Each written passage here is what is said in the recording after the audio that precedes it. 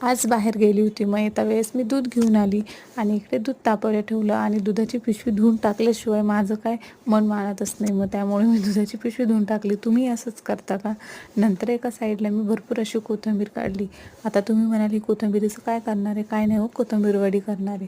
मग ही कोथिंबीर स्वच्छ अशी धुवून घेतली आणि त्याच्यातलं पूर्ण पाणी काढून टाकलं. त्यानंतर ह्या कोथिंबीरीला आपल्याला बारीक बारीक अशी चिरून घ्यायची.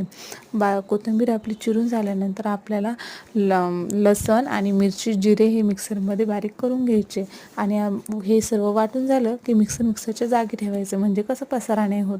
त्यानंतर आपल्याला इकडे कोथिंबीरीमध्ये बेसन पीठ टाकायचे, ज्वारीचं पीठ टाकायचं आणि जो आपण ठेचा वाटला होता तो टाकायचा आहे. नंतर हे सर्व आपल्याला मळून घ्यायचं आणि याच्यात मळताना पाणी बिलकुल नाही टाकायचं. जर आपल्याला वाटलं की थोडं पाण्याची गरज आहे तर आपण 1-2 चम्मच यामध्ये पाणी टाकू शकतो. मी यामध्ये 1 चम्मच जवळ पाणी टाकलं होतं आणि मस्त असं सगळं मळून घेतलं होतं. आणि ह्या साईडला ताई चहा ठेवत होत्या. माऊचे पप्पा आले होते आणि भाऊ आले होते, त्यासाठी त्या चहा ठेवत होत्या. आणि मी दुसऱ्या साईडला कोथिंबीर वडी स्टीम करण्यासाठी चाळणीला तेल वगैरे लावून घेत होते आणि त्यावर मस्त असं मळलेलं पीठ थापून घेत होते. आणि हे आम्ही काय व्हिडिओ वगैरे करायचं ठरवलं की आमची गडबड होणारच. हे चहा उता गेला आज. मग काय एका साईडला मी पूर्ण अशी कोथिंबीर वडीचं थापून घेतलं. त्यामध्ये असे भरपूर पांढरे तीळ लावले.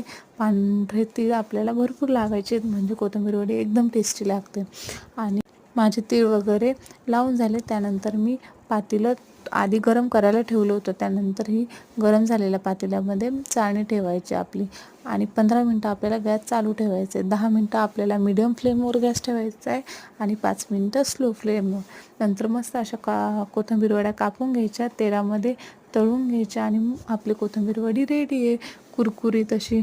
मग नंतर आम्ही दोघींनी या कोथिंबीर वड्या खाल्ल्या आणि खूप एन्जॉय केलं. मस्त